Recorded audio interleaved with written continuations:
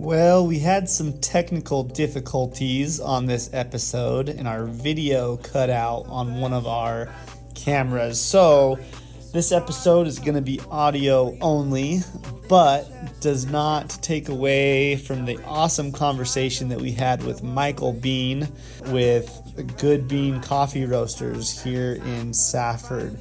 Talked about some awesome things. You can tell he's really passionate about what he does, and we're excited to see what he does and all of his success that he has here in the Gila Valley. Just me and my friends, me and my friends, me and my friends.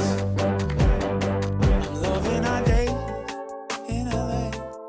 So, Michael Bean, right? Yes. Welcome to the Who Is This podcast. We appreciate you taking some time to come and talk to us. Well, thank you guys for getting back to me. Yeah. I saw you guys on Facebook, and I'm just like, I'm gonna shoot my shot. I'm gonna message you guys to see if you guys get back to me. We love it, man. It's been fun because we're so new with this, but we are starting to get more and more people asking us to do it. So when we saw your message, we're like, heck yeah, we'll have them on. You've had a busy week too. You've been yes. Tell us that a little bit.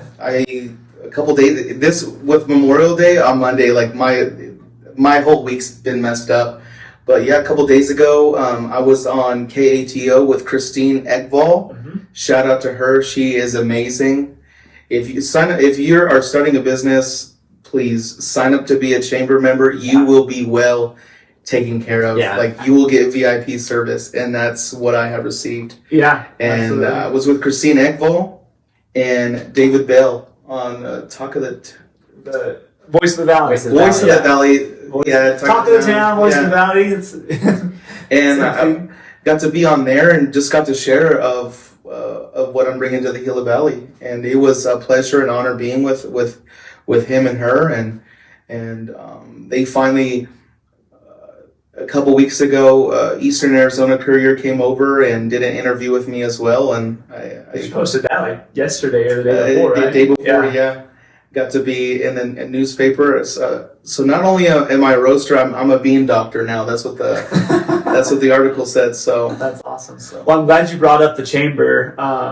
That's 100% right. I mean, if you're a small business in the Gila Valley and you're not part of the chamber, you're missing out on a lot of perks. I mean, because I think they have at least one chamber member on David's show every week, at least one, and so that's one of the perks. I mean, it's great advertisement. There's all kinds of stuff. Yeah. In the beginning when I first started this thing up, it just, you have that hustle mentality, that driving you, that you want to do this yourself, and I was kind of hesitant at first about the whole Chamber of Commerce. Mm-hmm. Just like, man, I don't know.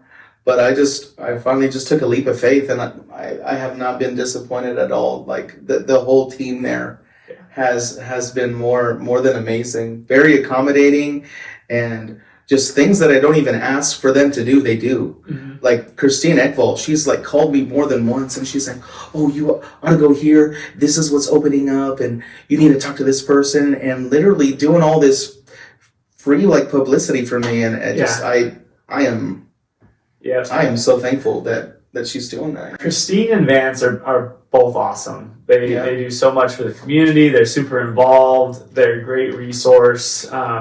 Christine was episode 2, right? Oh man, She was our first guest. Yeah. So me and Davis did like an initial just me and warm up. Yeah. Christine was episode 2, first guest, and I think Vance was the next guest. Was episode 3. Yeah. So they both done it. Super cool stories, both of them. Christine's from Minnesota and came, ended up in small town, Arizona. So we got to hear her story, but that's what we're excited about, is to hear your story and kind of what you do, how you came to it. And yes. So my name is Michael Bean, and I am the owner of Good Bean Coffee Roasters, and I've been a coffee head for a while, and my story, I'll just back up a little bit. I've always been a coffee head. I started, young, drinking Folgers, Maxwell House, but later in my life, I remember grinding coffee beans for my dad, and just like the whole process of just doing that for him. I know it sounds weird, but just grinding coffee beans and later on in my life, after I got married, what really intrigued me, what really caught my eye and intrigued me is my wife and I, one of our favorite spots to get away for the weekend was to go up to Bisbee. And what really intrigued me is when I ran into the owner of Old Bisbee Roasters. He's been in the game since '98, and I am a pupil. I'm Daniel's son and he's Mr. Miyagi in terms of coffee. And talked to him and his wife, and he asked me, hey, what are you looking for? I'm like, oh, I'll take a French roast. And he's like, what flavors are you looking for? And he's like, oh, you'll like this Colombian and this Honduras, and this is the flavor notes. And I really believed him. That with the flavor notes that he said that was in the coffee. I'm like, oh man. And I took it home, and I opened up the bag, and I'm like, oh man, this is whole bean. I don't have a grinder, so I got a grinder, and I just started tinkering with coffee. Are you guys coffee drinkers? I'm assuming. Well, I was going to mention, you're talking to two non-coffee drinkers. Non-caffeinated. So yeah. when you're teaching us, you need to teach us we're 5 years old. Well, caffeine, I definitely drink caffeine. Yeah. But I just haven't ever, so very ignorant to the coffee world. Yes. Yeah. So I just started tinkering with like different things, like a French press, and that I started learning that you can extract coffee with more than just your standard coffee pot or your Keurig. And I started just going down my journey, just coffee, and I was just a coffee snob, coffee head. And a couple years passed after that. I was still drinking, premium coffee. And my good friend and I, he just used to give me a ride home every day. And we just started getting that entrepreneurial bug in us that we wanted to do something other than our normal 9 to 5. And what was your 9 to 5 at that time? It's still shout out Justin Stahl, Valerie Stahl. You guys are awesome people. Vista Recycling. Okay. Yeah, I've been with them going on already 5 years. Yeah. And we wanted to just do something extra. And so he had his idea, and my idea that I wanted to do is I wanted to start a spice company. A spice company is because I love to cook. Okay. My family actually gives me a hard time and gives me a hard time saying that I get my spices flown in by helicopter. They're like, oh, you just can't use salt and pepper like everybody else. You got to use the Himalayan and the Guatemala peppercorns. I'm like, you know what? I'm gonna start a spice company. And not only doing spices, but I want to do like barbecue rubs. And the more that I was just, doing my research, I was listening to like YouTube videos of people that did like in a similar business and turned it very profitable. And I just talking my wife's ear off about it. And I'm like, you know what? I want to add tea and I want to add coffee I just want to have just full thing. And, I'm like, I know how to put spices in a bottle. I know how to, I'll sell the tea as is. But this coffee that I drink, I love it, but I want to know how it's processed. Mm-hmm. And I just went down the rabbit hole of just doing my research about coffee. And I just found that the coffee world was way bigger than what I thought it was. There is so many processes, and I know this is going to sound crazy, but there's so many different processes in how coffee is processed. Coffee is not a bean; it's actually a seed that comes from a cherry. And there's the different ways that it's processed. There's a wash process where they run the coffee cherries through a mill, and there's mucilage left on it, and they totally wash that mucilage off, and they dry it out in the sun. And there's also a process called a honey process, where they extract the seed from the cherry, but depending on how much mucilage is left on. What is mucilage? Mucilage is like the leftover fruit that's left on the seed. Okay. My apologies. Is however much mucilage is left on the seed itself will determine on what type of honey process it is, and I'll get to that. So there's red, black, and yellow, and those grades depending on how much mucilage is left on the seed. And what they'll do is they'll take this sticky coffee and they'll dry it out in the sun, and it'll begin to look like dried molasses on the coffee seed. And as crazy as it sounds, how much mucilage is left on that coffee seed will determine the flavor of the coffee. Wow. So, and depending on the elevation of the coffee as well, determines the flavor notes of the coffee as well. So the higher the elevation the coffee is grown, the more fruitier it's going to be. And the lower the elevation that coffee is, the lower elevation the coffee is, the more smoky and caramely notes, and the more chocolatey it's going to be. And so there's a process called an anaerobic fermentation, where what they do is they take these coffee seeds, they take the coffee cherries, and they put them in metal steel vats. And they put water and yeast in it, and they deprive it of oxygen for like 72 hours. And then they finally extract the seed from the cherry. And I'm telling you, and if you guys on your own time, you can actually look at a coffee tasting flavor wheel, and it literally looks like one of those color cards that you'll get at Home Depot. Sorry, I gotta get. No, you're good. I talk too much. But it's easy to see that you're passionate about it, which is super cool. Yes, and so like those color cards that you get over at Home Depot, and there's so many flavor notes, from like cherry cola to mango, pineapple, tart, apple, caramel, chocolate, 70% chocolate, baker's chocolate. There's so many flavor notes. And when I first started getting into coffee, I got a high elevation and I got a low elevation. I got an Ethiopian and I got a Honduras. And I kid you not, that this Ethiopian coffee that I got is I didn't know what I was getting myself into when mind you, I didn't start out with what I have now, and I'll get to that. I started roasting coffee in a cast iron pan. And I just started roasting it in my home, and I started just handing it out to family and friends, and turned out that it was really good. But there's this Ethiopian coffee that I had. I love saying the name. So it was called the Kiri Kadame. And I roasted it, and you have to let it sit for a day.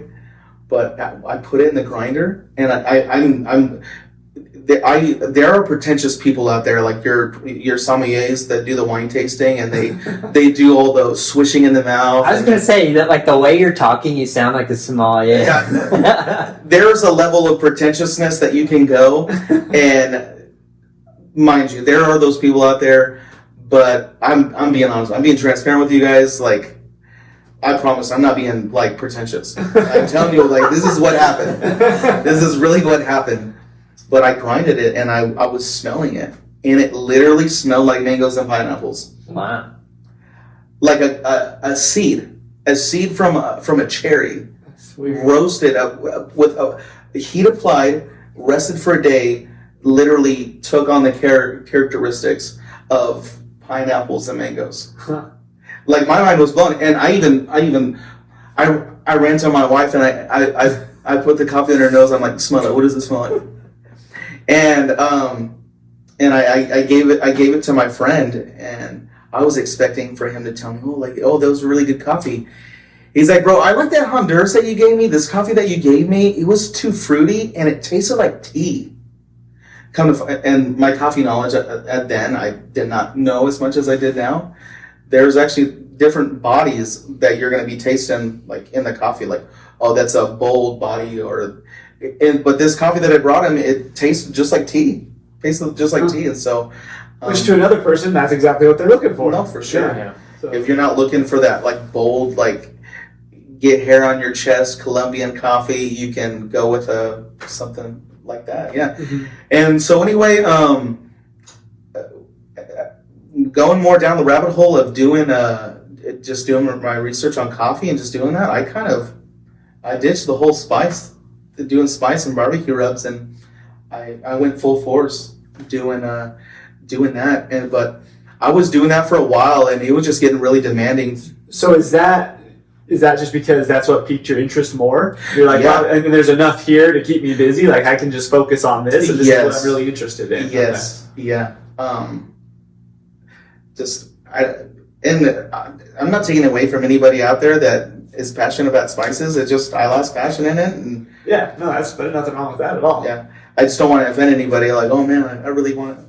I'm passionate about spices. I can't believe you said that. No, you're good. But yeah, I'm like, you know what? If somebody else could fill this market, I'm gonna pursue this. And yeah, I was doing that for a while, and it was just getting really demanding. But at the same time of me doing that, my wife and I we were doing like a lot of like discipleship, a lot of Bible studies, just meeting like new people, and just people that I would run in. I mean, I'm a very personal person. That's my wife. She hates like sending me to the store by myself. I can just go to the store for just milk. What turns into like a 10-minute job turns into an hour. She absolutely hates it. And so yeah, and so I had to choose, but I had to choose between the two, and I had to save up so much to get where I needed now to do it. So I'm just like, man, I don't have enough money to get the equipment that I want to, and so I kind of just let it die for a while, and we just went on to pursue like the discipleship and Bible studies.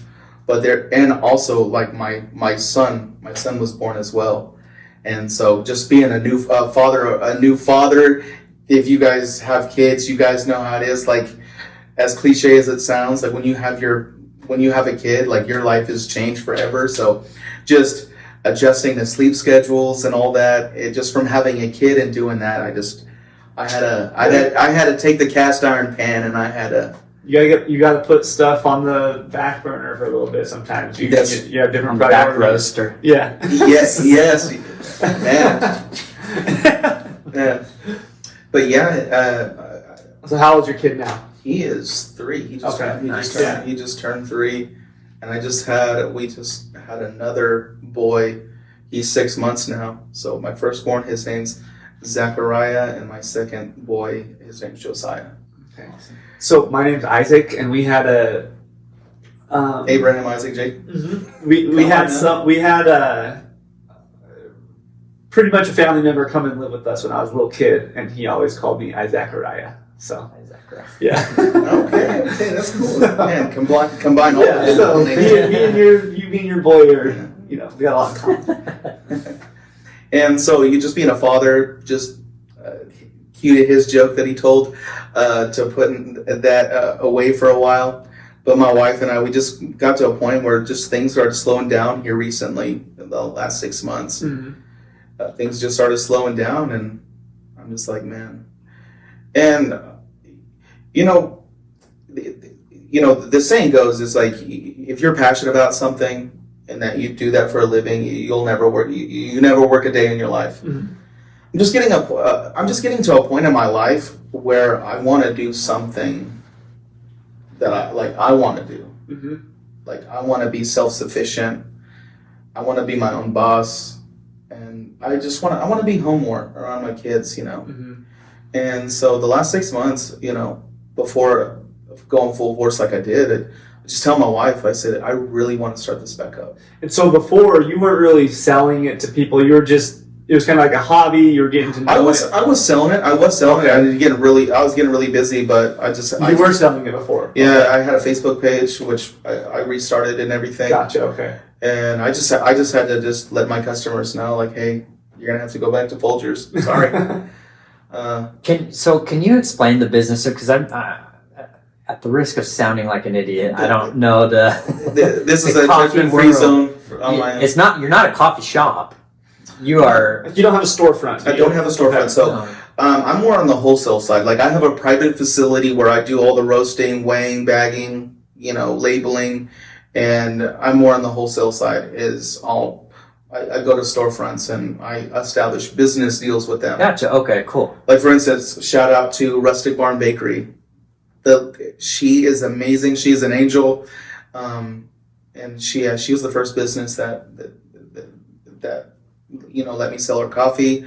And so yeah, I just bring my coffee bags in there, and she set up a whole display for me, and she has my coffee in there. I think I remember her posting something on Facebook about it, or something like that, where when you started selling there. Yes. Oh, and one thing that I forgot to say to David Bell is not only is my coffee being served on the shelf of the Rustic Barn Bakery, but every one of the chocolate products that it's on her shelf has my coffee in it.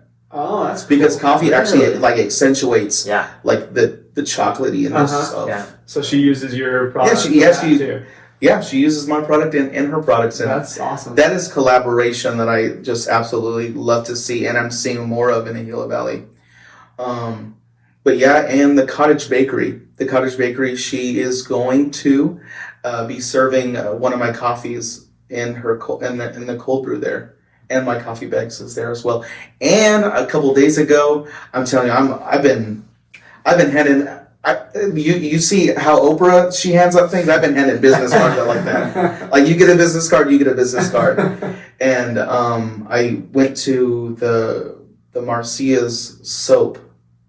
Marsha's? Marsha's, I'm so sorry. Yeah. I went to Marsha's Garden. Marsha's.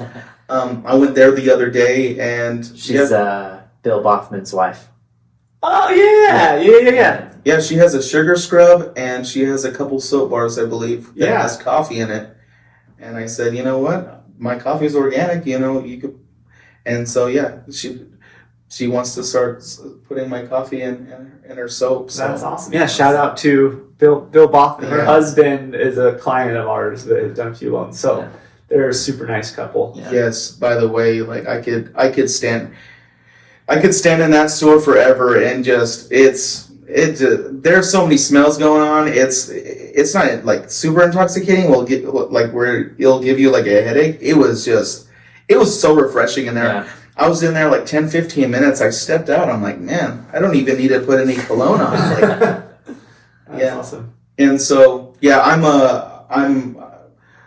don't have a storefront yet, but eventually I would love. That's my dream to have a. So when you do have a storefront, will it be to sell already made coffee? Like, can people go to get that coffee there? Is that kind of what you're thinking? Or go to buy their own so that they can take it home and make it? Or both? I want to not only being established as the first coffee roastery in the Gila Valley. My dream is to make my wife's dream come true as well. She's a baker, but like having not only the first coffee roastery, but a storefront where we have the roaster that I eventually want to have in the middle of the floor, built around a coffee shop. Like having like a full on like visual experience of this is how it's made. That's cool. And they're some of the most world renowned like coffee roaster / coffee shops like over in Seattle and Oregon. Like that is an amazing visual experience, just like sitting down with your like cappuccino, your latte, sitting at the table and watching this master roaster, and mind you, everything is like computer interface. And mind you, it's more than just taking these dry seeds and throwing them in a hot roaster and just waiting to the desired color and pulling it. It's called a rate of rise, and the coffee will go through a drying phase and a Maillard phase.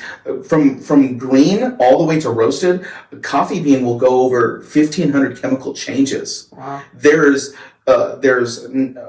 water, there's a moisture content inside the bean, there's natural sugars. The best way that I like to explain it is just like putting water and sugar in a pot and reducing it down.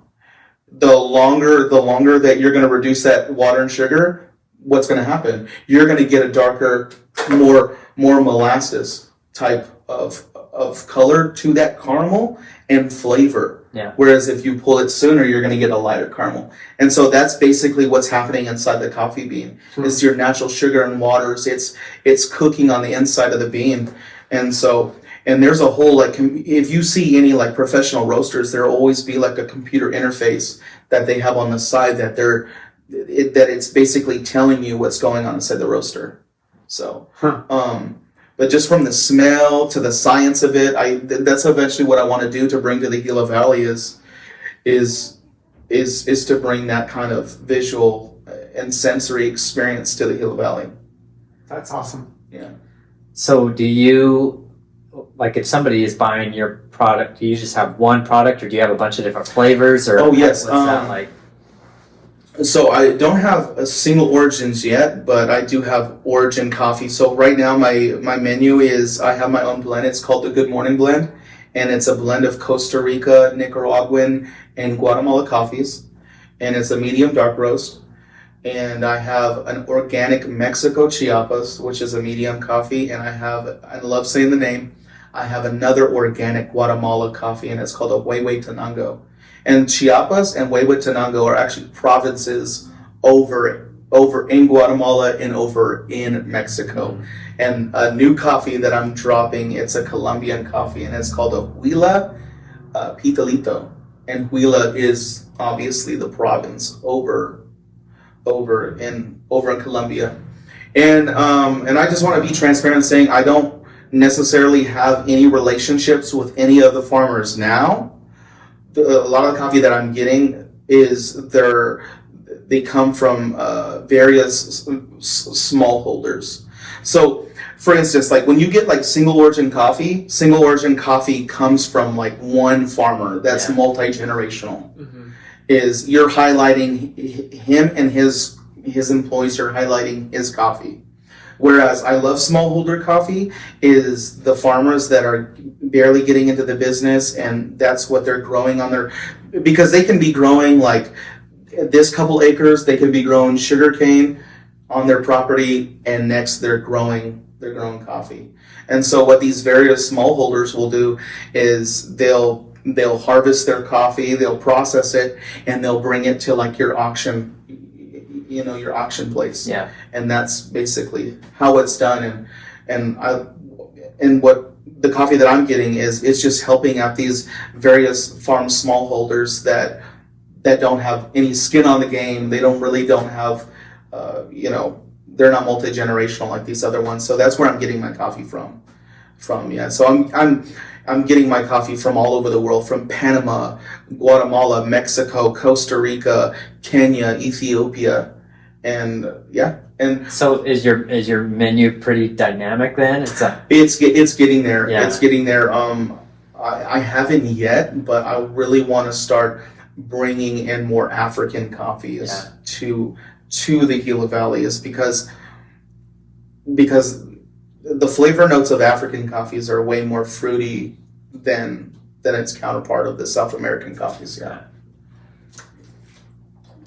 So what's your what is your favorite type of coffee? Oh man, because that's one thing as a business owner that you've got to be mindful of, and I'm just talking. Oh no, for sure. I've never done that type of. But if I were to open my own type of business, I would be tempted to just sell them what you want. It's like the fireworks guy on Joe Dirt. Oh yes, you can't just sell. I just like the snakes. The snakes and bottle rockets. Yeah. So, anyways, I definitely don't want to be the snakes and bottle rockets type of guy. My favorite right now is the Guatemala Huehuetenango. It's and my boss and Val, she can attest to this as well. Like it literally tastes like a cup of milk chocolate.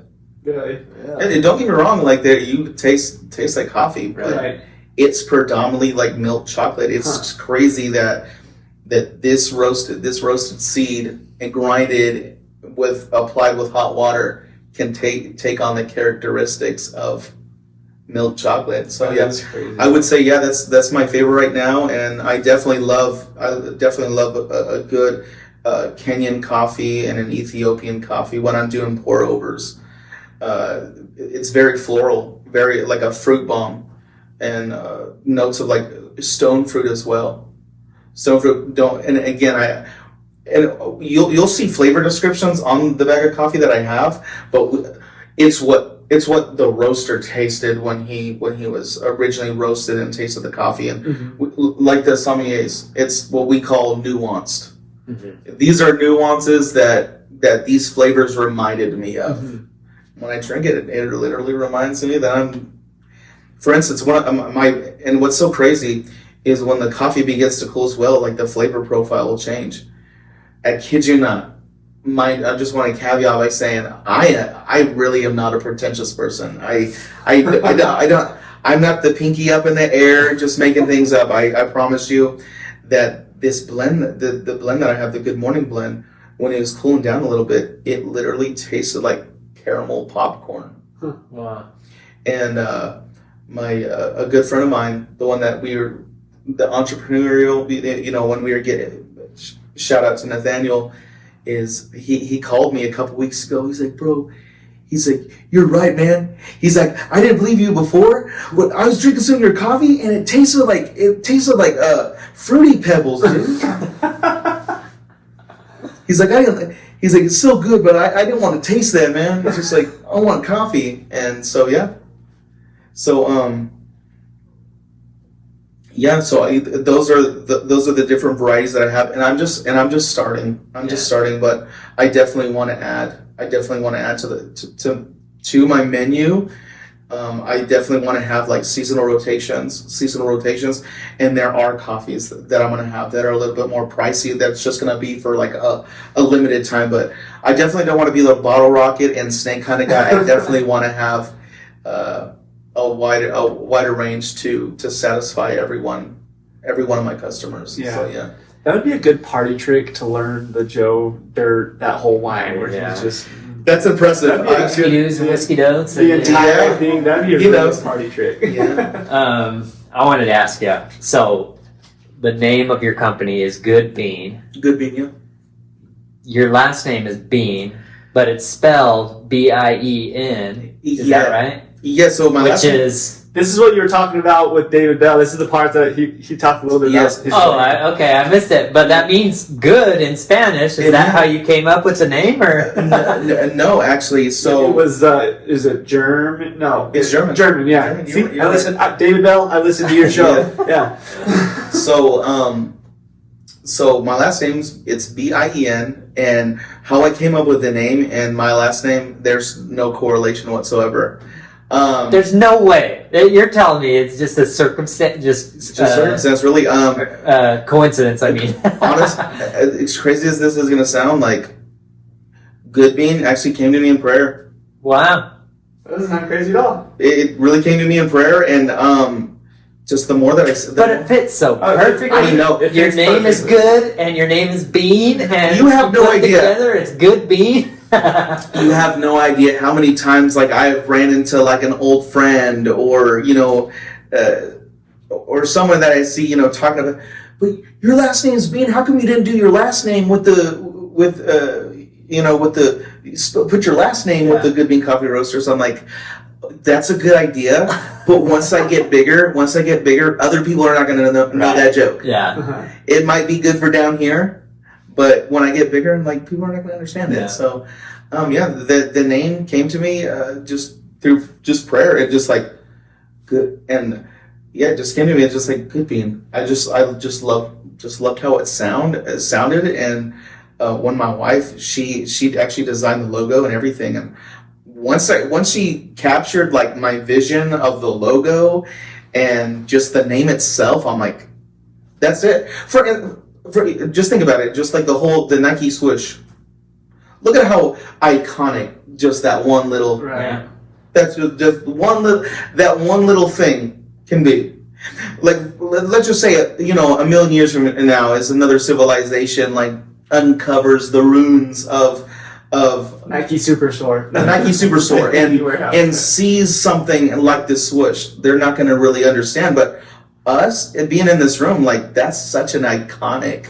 Yeah, everyone knows what it is. Yeah, or like the Apple Mac, just a bite taken out of an apple. Mm-hmm. Just something so simplistic and so iconic. And when my wife captured my vision and that I had for the logo and just the name itself, I'm like, man, that is.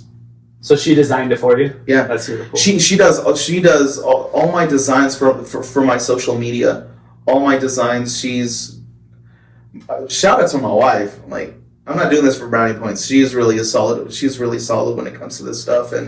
But my last name Bean, my last name Bean, I know it's spelled like the Spanish word, but it actually means bumblebee in German. Oh, interesting. So what's interesting is this, is your last name, if you're European mostly, is your last name usually correlates to what your family did in the workforce. Yeah. And so my last name was originally spelled Biene, so it's Vienna. And when my family moved here from Germany, and not only my family, but when European immigrants came over here, certain vowels were taken off the last name to Americanize their last name. So so my ancestors were beekeepers, and I just, a couple hundred years later, I'm here not doing what they did. I'm roasting coffee beans. Yeah, but it's kind of the same thing because your last name is Bean, different spelling, but that's what you do now. So Yeah. It's like it kind of works still. Yeah. Somebody told me here recently, like, man, like this was like destiny for you to. Yeah. I'm like, you know what? And what's so funny is, like, growing up is like, I can't tell you how many like variations of the different type of beans that people made fun of my last name, like calling me chili bean and lima bean growing up in school. But to growing up, like, the joke's on you. I'm roasting coffee beans, dude. No one ever called me coffee bean. Yeah, dude. That's funny. Yeah, so yeah. So was there like you said you kind of decided to get back into it? Was there like a moment or something that triggered that? Oh yes, man. Thank you for asking that. So yes. By the way, you guys are awesome. You guys are asking awesome questions for like. For you guys not knowing anything about coffee, I was kind of like in the back of my mind. I'm like, hopefully they don't run out of questions, and we're just like staring at each other. So yeah, coffee Folgers, you know. So yeah, coffee pod. So mind you, when things just started calming down in my life, I told my wife, I really want to start this up. I really want to do this. I want to go full force. I don't know how I'm going to do it. I want to start this again. And she's like, you know what? She's like, if you're going to start this, you need to pray about it. And I got kind of salty. I'm like, what? I was doing this before. Like, where was that energy before, I started this? But she was dead serious. She's like, if you're really going to start this up, she's like, you need to pray about it. And I'm like, you know what? The more that I thought about it, I just humbled myself. I'm like, you know what? You're right. I'm going to pray about it. And so I was really like, I was diligently praying about this. I said, you know what, Lord, if this is your will for me to do this, then I pray that you open up doors. I pray that you bless it. I pray that you you do everything, And if it's not, I slam the door in my face. I'll do something else, that you want me to do. And I just want to caveat by saying is I never go to the bank. I don't go to the bank for anything. I don't like standing in that line. I got direct deposit. I don't need it. I don't need to be at the bank. And this particular day, I needed to go to the bank for something. And also, by the way, it was one of those days at work where you wanted to do anything besides that very thing that you're doing. Yeah. I want to buy a scratcher ticket and go to Hawaii. I was just having one of those. I was not even having a day. I was just having a week where just like I'm over it. I'm tapping out. Mm-hmm. And I run into my now good friend. His name's Darren Pashlakai. Shout out to Pashlakai Painting. He painted the Kanoas here recently. Mm-hmm. Cool. The Academy over by the Dollar General. And this building over by Home Depot, him and this crew. So shout out. So I ran into him, and he owns his own painting company. And I was kind of being serious. I'm just like, hey, are you hiring right now? And he's like, yeah, I am. He just told me about the perks of his job, and he asked me if I had any experience. I'm like, nah. I'm like, man, I wish I could do what I wanted to do. And I got to tell him like the backstory of me doing coffee. And he's like, that's interesting. He's like, that's interesting. He's like, and he asked me what's stopping you. I'm like, man, I just don't have the money that And he's like, let's talk. I'm like, oh snap. I told my wife and everything, but and at the time, I don't say this condescendingly or facetious, but people sometimes they just talk, But shortly after that, my second son was born, and and God's been so good to us with our second. Just so many scares. He was born 4 pounds 11 ounces. In terms of size, he was on the 4th percentile before he was born. We thought that we were going to be in a world of just our life was just going to be totally different, but just he was born small, but we weren't even home for 2 weeks, and he got RSV. He had to be airlifted up to Phoenix, and our life was just kind of a mess with just all that. Just me being out of work for a month, basically. I was at work out a month, and I was home for like not even 2 weeks, and after that, and I wasn't even thinking about coffee really. And Darren, he randomly messaged me on Facebook, and he said, "You still down to do the coffee?" I'm like,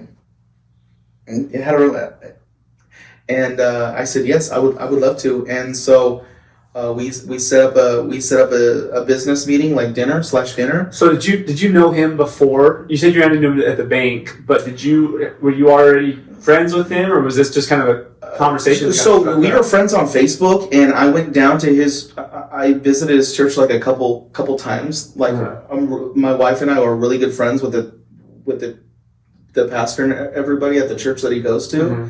But him and I, we weren't really. Okay. So you knew of him. I knew of him, shook his hand. Yeah. Okay. And yeah. So anyways, he messaged you back. He messaged me back, and we set up a dinner/business meeting, and I wanted to take full advantage of just this business meeting that he wanted to go. And so I wrote out a full business plan of, profit margins, full menu, everything. From what the cost of the bag's going to be. I came in there fully prepared, and I even had the amount of money that I needed. And mind you, I haven't handled this type of money before. I haven't asked for this type of money before. Well, besides when my wife and we bought a house, but never holding it. But anyway, I found out how much I needed, and at the dinner I said, I need $10,000.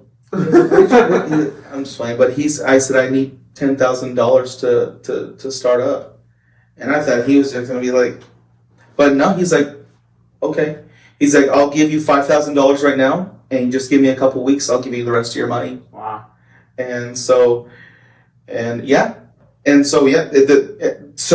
It definitely answered prayer. Like last time I checked, no acquaintance is handing out 10 G's right. to someone to start a business. And so I would say God's hand's definitely been all over this. Just how smoothly everything's gone with this. And he gave me my first check.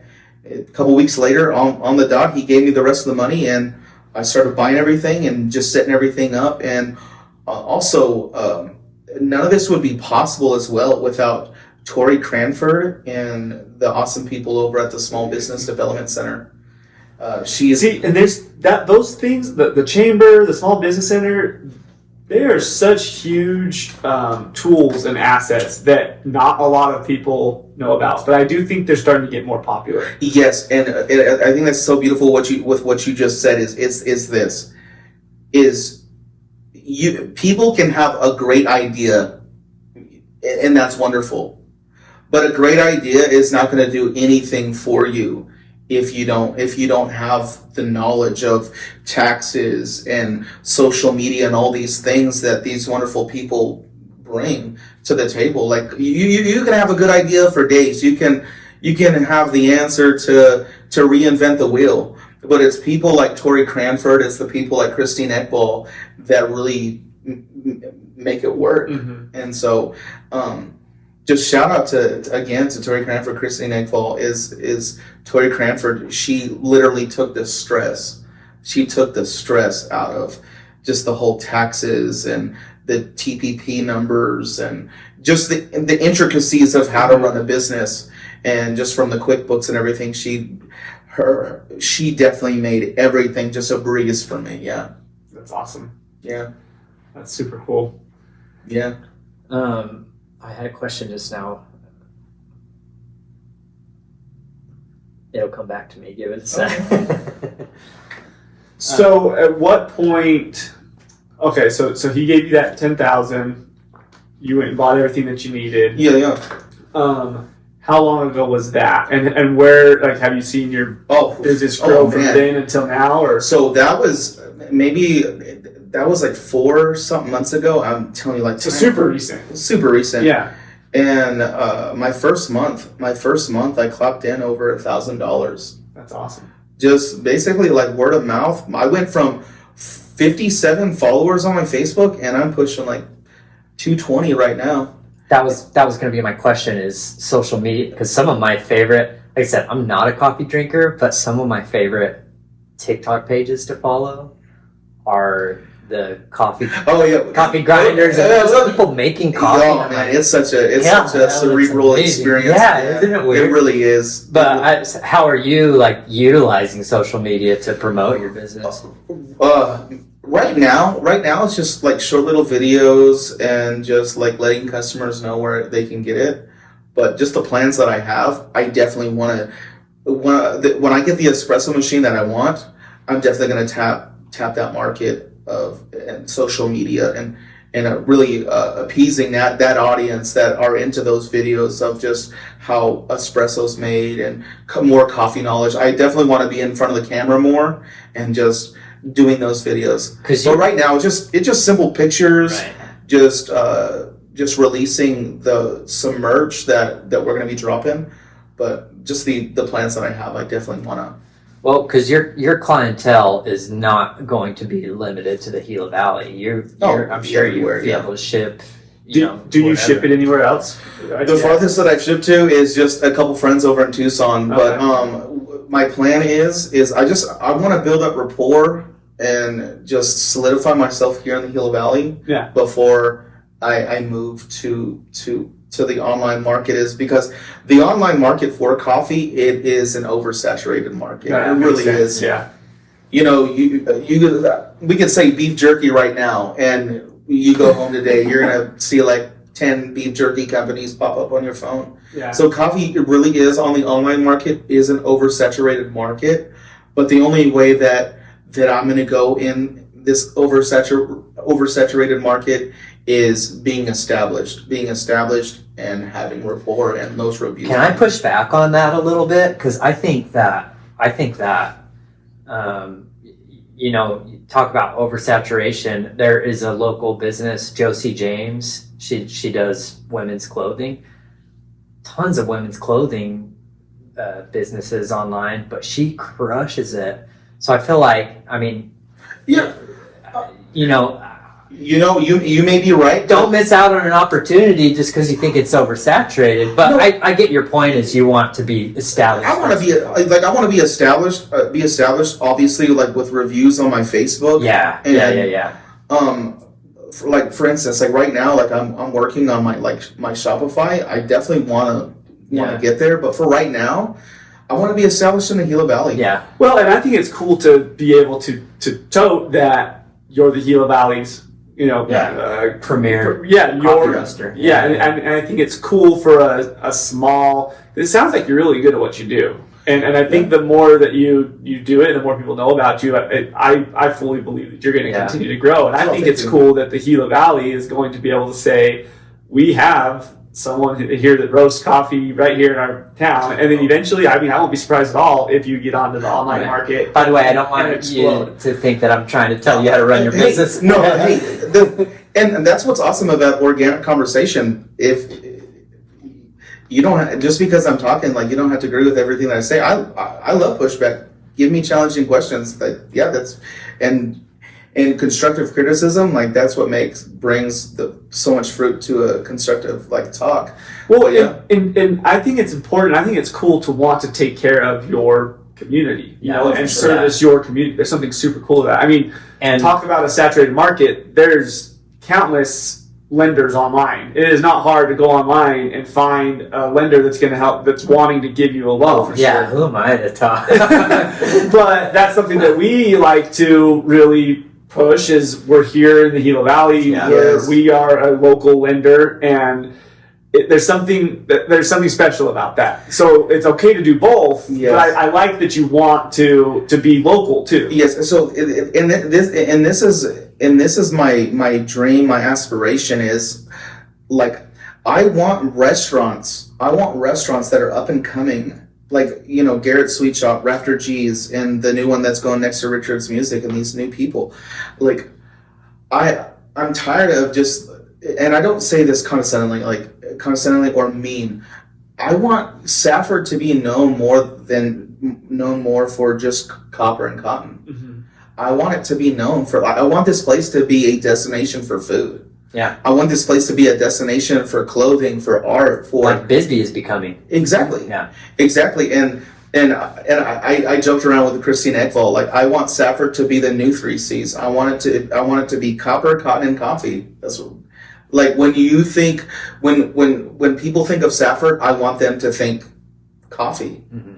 What are the is it 5 C's or 6 C's of Arizona? 5. It's 5.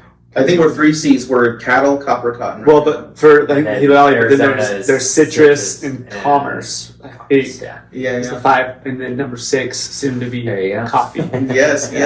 And so just what I'm seeing on the horizon when it comes to just the music scene here, just the art scene and the food scene is from the town that I grew up in to my dream and aspiration. Like I want to see just the talented people here in the Gila Valley.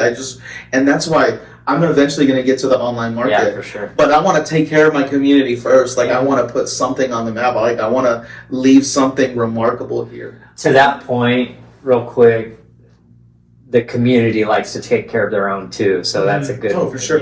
Good plan. Yes, and that's what's so awesome that I'm seeing is just like these local businesses. Just Karen over at the Layton House Bed and Breakfast. Mm-hmm. If her middle name's Collaborator, like she is the bee's knees when it comes to collaboration, and she's the one that really inspired me to change my mindset about some things. And ever since I've just been dipping my feet in the water, so to speak, is just seeing so many people, business owners here in the Gila Valley, just the willingness to collaborate, and I absolutely love that. Mm-hmm. Like the lady at Marsha's, she's like, not only do I want to like drink your coffee, but I want to put your coffee in myself, so as well. And the lady at the Rustic Barn, she's like, not only do I want to help you, honey, I'm putting your coffee bags on my shelf and watching you grow. She's like, I'm gonna put my coffee in my baked goods. And I just love the willingness for collaboration in this town. I would just say that we're sitting on such a bed of opportunity with all these, with just how fast this town is growing, that I would say if to whoever is listening, to whoever is going to watch this, it's like, if you have a good idea, like don't sleep on it. Like follow your dreams, really, and have good customer service. Good customer. Yes, exactly. Vance, I've said this before on this podcast. A quote from Vance: "If you're a business in pretty much any industry, if you have good customer service, you're going to make it here." Really, yeah, it's so simple, really.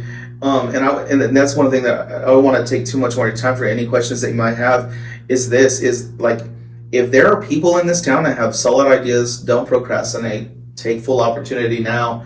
I would say there is a window of opportunity in the Gila Valley to do something new, to do something invigorating. Like, do it now. It feels like Safford and the Gila Valley is like at a stage right now where it's about to take off. Like, we've been growing. Obviously, Safford's been growing quite a bit. Yeah. And I mean, and you know, I've been to different workshops and things, and they talk about this, but I really feel like in the next 10 years or so, maybe sooner, like you mentioned it, like the music, there's music, there's a lot of things happening, there's a lot of things going on, and I think it's starting to pick up steam and continue. It's going to continue doing that. I think that this area is about to kind of explode. I couldn't agree more. And just the window of opportunity that we have is get in front or honestly like get left behind when it comes to just your ideas. Do you feel like this whole conversation is geared directly towards you? Davis always has good ideas. He always has good ideas. It's got my gears going right now. Davis always has good ideas, but it's man. Sorry, I wasn't trying to sleep on all or anything. I just talk myself out of them. and You're inspiring me right now. And just encouragement. This is a personal pep talk. My encouragement to you, bro, is as cliche as this is gonna sound, and this I could just speak for myself as well. I've always found in my life that whatever I have wanted, and I'm not talking about manifestation. I don't believe in that. I believe in the living God. I believe like whatever you put your mind to, whatever you want, like God will open up doors for you. Really, just how easy this opportunity has made itself, and just like I said, no one's handing out $10,000 and wanting to see dreams come true. Just honestly, like whatever you put your mind to, like whatever you want, whatever you're passionate about, like there's gonna be people out there that have those same passions and want to collaborate, talk with you, and yeah. Even though you guys are not coffee drinkers, like I know that you guys are passionate about something, and you have those group of friends that chop shop with you all the time about your guys' passions, and I think that's what's so awesome about the human experiences, the passions that we have. There's something to be said about going for it, because really, I mean, my own personal story, before I started doing loans, I struggled with whether I should make that jump or not. I was working for the town of Thatcher, which was a great job, but I saw opportunity in starting to do mortgages and stuff, and it was something that I knew absolutely nothing about. But I started doing it part-time, and so I was doing it part-time while I was working for the town, and it finally came down to 10 years from now, if I continue doing what I'm doing and stop doing mortgages, am I going to regret that decision? Because I can kind of see like where my opportunity for growth with the town. I was like, there's not a whole lot, not a whole lot of growth there. It's a small town, you can only go so much. Sometimes it is what it is. Yeah. It came down, so I went. I was like, all right, I'm going full time. Jumped in full, 2 feet into doing mortgages, and that's kind of what it came down to, is seeing that opportunity and being more afraid of the what could have been than the failure of if I try it and it doesn't work out. Yes, I'm thankful that everything that you took that leap and everything's working good for you. It just, I think we're so afraid, especially in today's society, we're anti-suffer, we're anti-pain, we're just all pleasure. And I would say that's the beautiful thing about life is the things that I find beautiful in life is constructive criticism, falling on your face and failing. Mm-hmm. I'll tell you what, like I've messed up doing this business. Some things that I have failed at, I have fallen on my face, but that's what makes things beautiful, is you're never going to learn. You're just going to be, you can never grow if you can't go through these other things. And yeah. Have you ever heard of the book? I can't remember who wrote it, but it's called Embrace the Suck. It's basically talking about that. Like if you're going through hard times, that's good, because there's that. It's called Embrace. There's one called Embrace the Suck, and there's another one called the Comfort Crisis.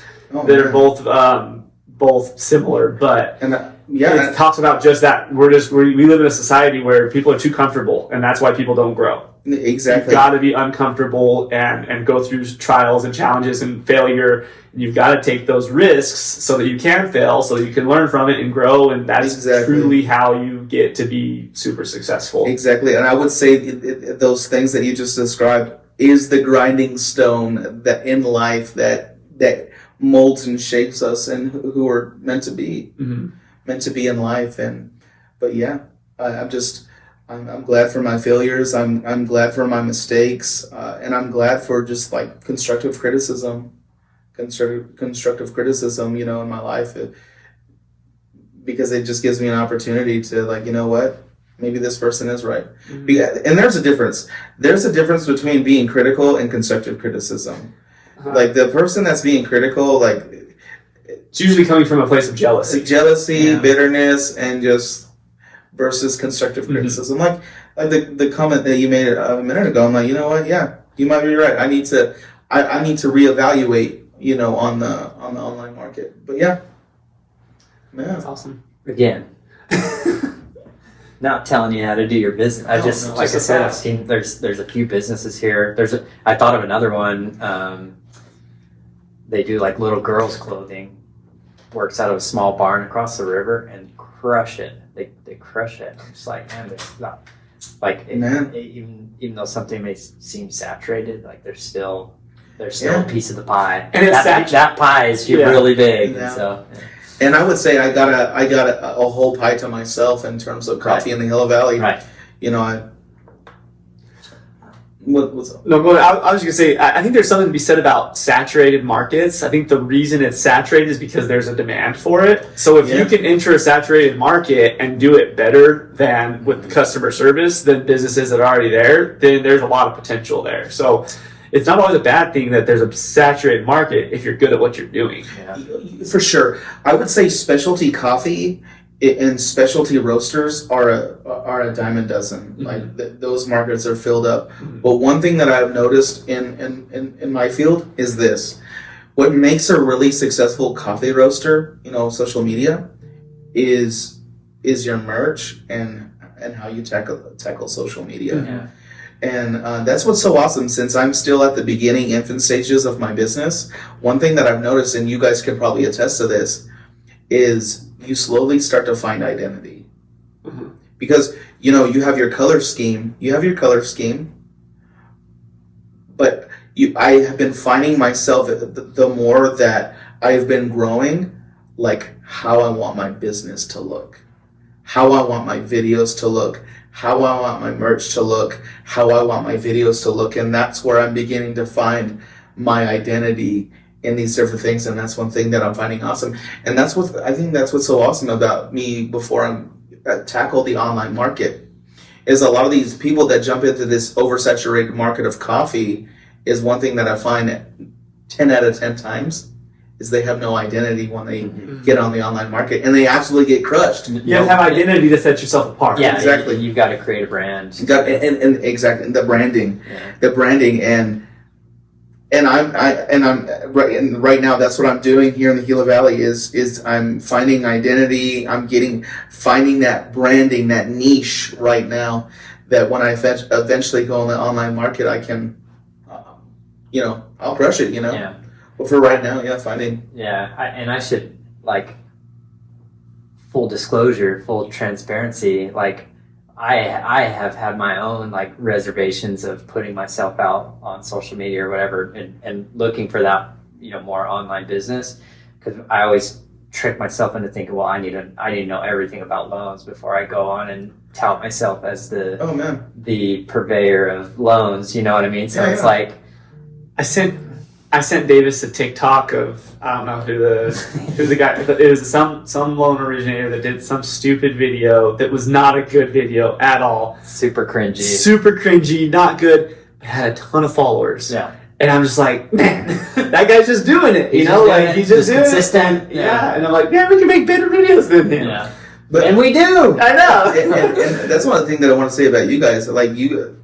I know that this is my first time meeting you guys today, but you guys really have the face to really do something big. I believe than just being lenders in a mortgage company. I think you guys are going to go far. Appreciate that. Yeah, that's very flattering. Yeah. Thank you. No, really. It just I always have to put a disclaimer on the things that I'm saying. I just feel like I have to over-explain myself sometimes because I'm really not trying to be rude.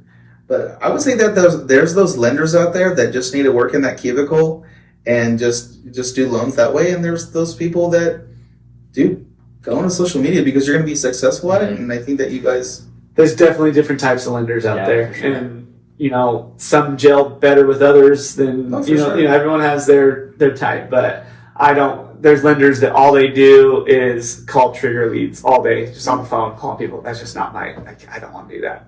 But it sounds like that you guys have a lot of fun with what you guys are doing, especially doing this. This has probably been, this podcast, I think, has probably been like one of the funnest things about our job, because it gives us the opportunity to talk to people like you around the community and talk about mortgages all day. Yeah, we love mortgages, but it's fun to get to know people outside of that. And, your wife, she's like, if I hear that M word one more time, so help me.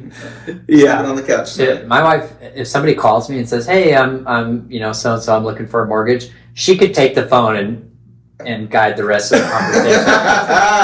Like she knows everything I'll say, and yeah, she's doing it for free. Yeah, that's funny, man. Anyway, cool, man. This has been a lot of fun. This has been a lot of fun. So informative. Like I said, you're talking to 2 5-year-olds when it comes to coffee. So I've enjoyed myself, and for you, the 5-year-olds, in terms of coffee knowledge, thank you for not making it awkward. Or oh yeah, not definitely that wasn't our goal at all to get into the nitty gritty of coffee, because we didn't want to sound like we didn't know what we were talking about. But I think that it came across really well. You did a great job explaining everything. Thank you. I wanted to ask you, and is there anything that you wanted to plug or talk about specifically before we end it here? Yeah, I'll just say catch my wife and I at the Salsa Fest, the 27th and 28th of September. My wife and I will have a booth there. Awesome. Hey, we also have a booth there, and we're doing giveaways. So if that's something that we'll shout out different businesses during the day. And so if you have anything small or anything, if you want to donate anything, we'll have the mic and say, Good Bean Coffee is, we'll give you a shout out, some more exposure for you. And so, thank you so much. We'll be at the Salsa Fest 27th and 28th of September. And we're going to be doing a raffle as well. Awesome. We're going to be doing a raffle of we haven't even released shirts yet, but you're going to get an unreleased shirt and a pour over set. Awesome. Totally free. That's awesome. Totally free. Well, it's not free, it's because the raffle's going to be like $1, but it's going to be like over $60 value. Yeah. You're going to get an unreleased shirt and a pour over set. Awesome. Pour over set. Yeah. We should probably talk about this real quick. If I want to buy coffee from you, what's the best way to get a hold of you? And that was the next thing. If you if anybody listening and going to listen to this, if you guys want coffee, you can message me directly at 928-651-2079, and I'll always direct to my social media. My menu's on there of every one of the coffees that I have. And if you don't want to go through me, you can go to the Rustic Barn Bakery right across the street from Ace Hardware. And now you can go to the Cottage Bakery, not only for a refreshing cold brew, but you can also pick my coffee up there as well. Awesome. And I do 12 ounce bags for $14, and my 16 ounce goes for $17.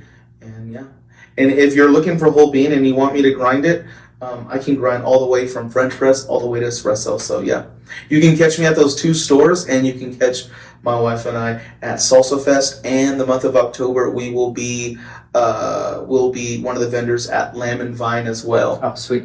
Okay. And then what is your social media? My social media is, you can find me on Instagram and Facebook at Good Bean Coffee Roasters. Awesome. So Well, cool, Michael. That's I think that's a good place to end it. And if there's nothing else that you want to say, again, we just appreciate you coming on, man. It's been an honor and privilege. Thank you guys so much. Awesome. Cool. All right. Like Gucci.